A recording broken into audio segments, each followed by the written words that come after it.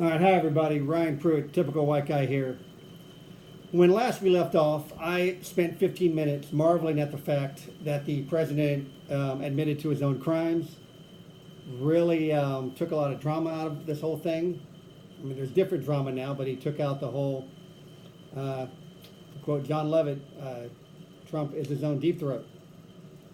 Basically, there was a report late September that there was a whistleblower complaint that was being held back from Congress. Word was that it involved a phone call. The president apparently figured that the whistleblower knew exactly what phone call he was talking about, had firsthand info on the phone call.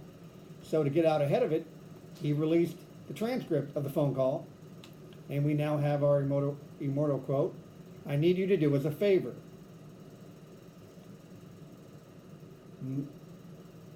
Then the whistleblower complaint came out. Turns out he didn't have firsthand knowledge of it, but thanks to Mr. Trump, we know what he said.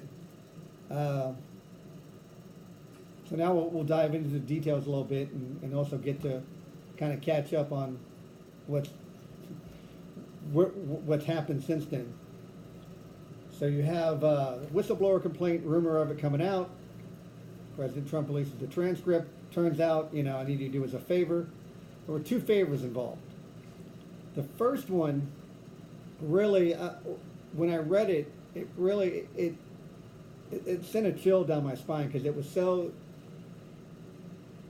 The first favor requested of Ukraine was he wanted information on CrowdStrike, which is a term that you have to go like 3 pages into Breitbart to find.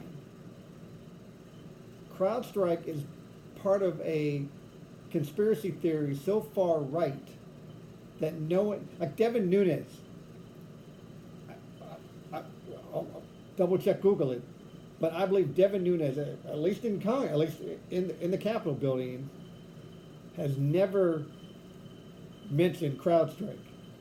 That's how far right that conspiracy theory is. CrowdStrike is part of a conspiracy theory that says that somehow that Russia was set up, that Russia did not actually interfere in the 2016 election, that it was actually Ukraine, that it was actually the Democrats in Ukraine that hacked the election that caused Trump to win, but that they hacked the election and then they set up Russia and Ukraine. The fact that President Trump feels a need to reinvestigate an election interference that he won, why he's doing that when no one benefits except Russia, is a little spooky. But just seeing that term, that was like boom. I mean, President Trump could have said Pizzagate or Area 51. I would have been just as shocked. And then, of course, we get to the second favor, which is the truly troublesome one for him. I mean, they're both bad.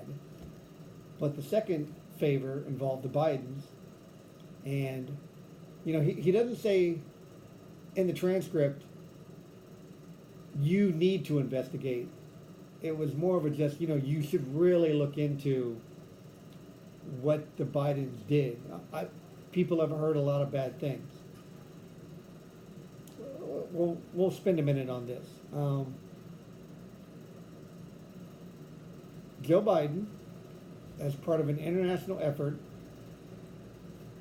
in somewhat cooperation with Ukraine, got a prosecutor in Ukraine fired and later bragged about it.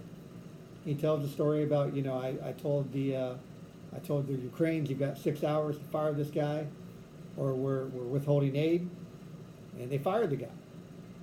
And there's a lot of Trump supporters that are a little confused, think it's unfair, that how can President Trump get in trouble for threatening Ukraine somewhat to do something, and Joe Biden can also threaten them to do something and not get in trouble.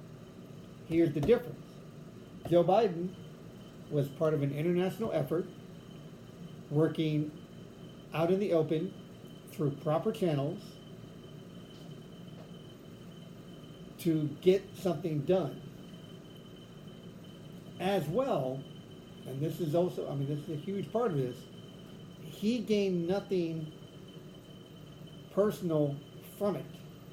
The prosecutor they were trying to get fired, the reason the international community was trying to get this guy fired is that he was not being tough enough on the corruption in Ukraine. The corruption including private companies, one of which apparently Hunter Biden worked for. So Joe Biden was actually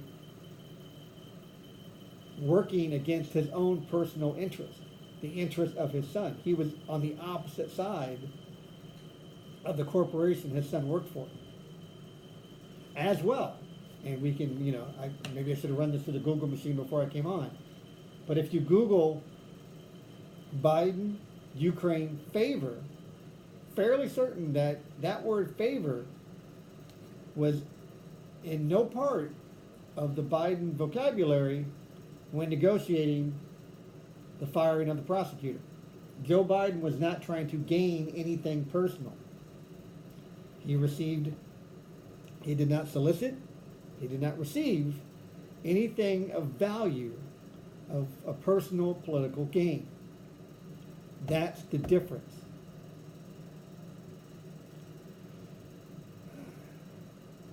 But the cat's out of the bag.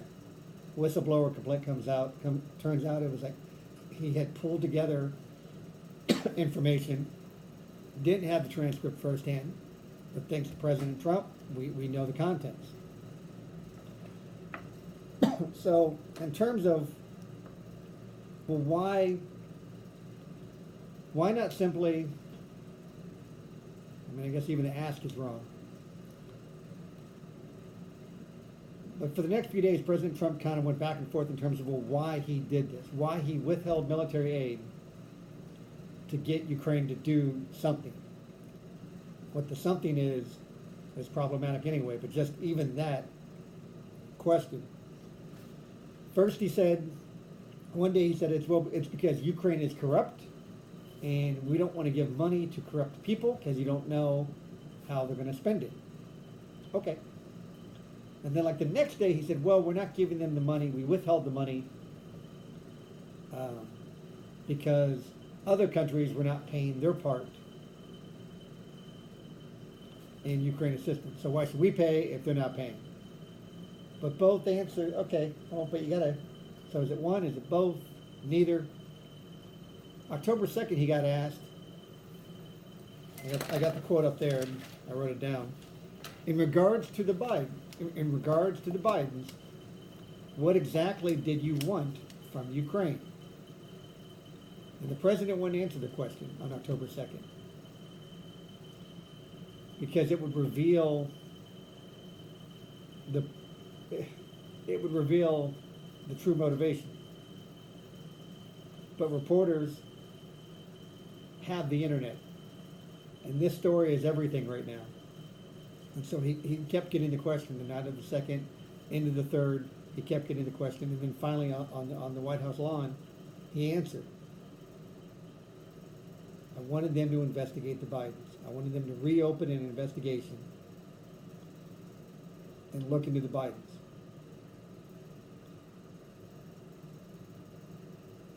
And then to dispel any idea of what this was all truly about, and CrowdStrike was gone by this point. In that same conversation, he also mentions China. China should look into Joe Biden, should investigate Joe Biden. And in that same conversation, same group of questions, he brought up the leverage that he has over China, that they were coming into town in the next few days to talk trade, and there were a lot of tools that he could use to get them to do what he wanted. Right now, President Trump is still hanging on to the notion that he never specifically, there was no specific quid pro quo. But I believe it was Matthew Miller brought up that as president, in politics, there's always an underlying quid pro quo. You don't call other leaders generally to just talk about the ball game. You're calling because you want something. There's always an underlying, I want this, you need this.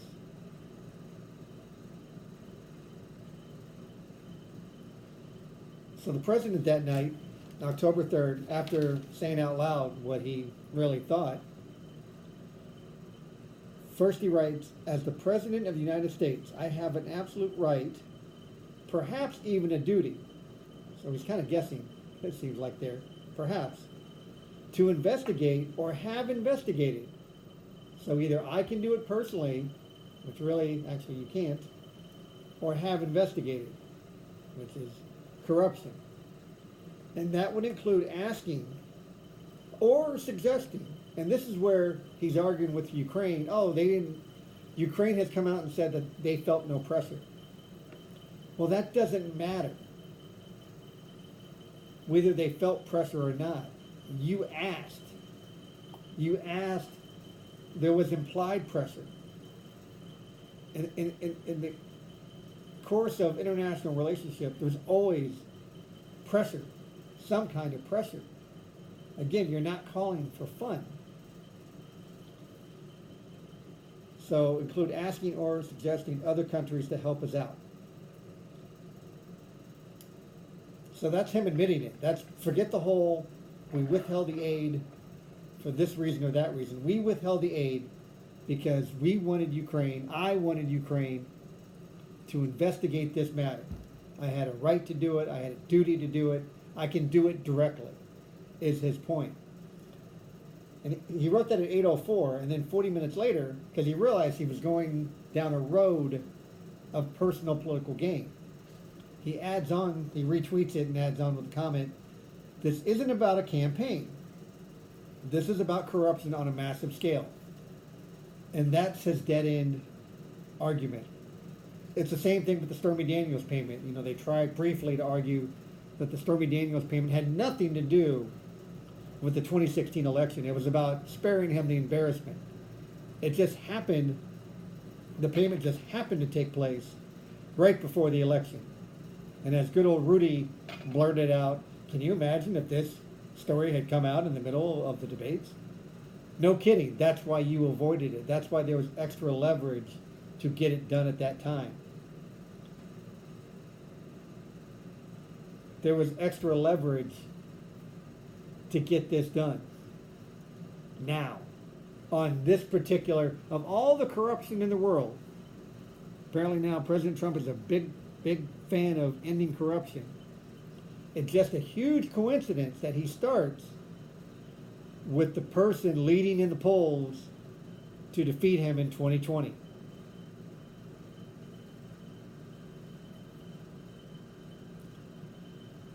And as you can see, there's other names that have come up now as this thing is spread off. So we've now covered that the transcript, up to his own comments again, doubling down. Oh, you know, and that's the other thing with the transcript. That phone call, July 25th, July 24th is when Mueller testified before Congress. And he had the nerve to even bring that up in the phone call, that Mueller had not done well the day before. He thought he had gotten off. So he committed the crime again.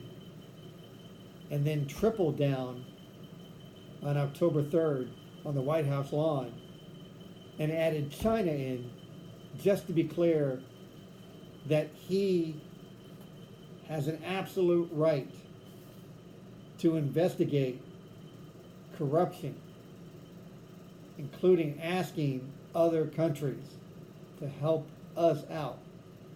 And I go back to that original quote, I need you to do us a favor. When Donald Trump talks about us, he is not talking about America.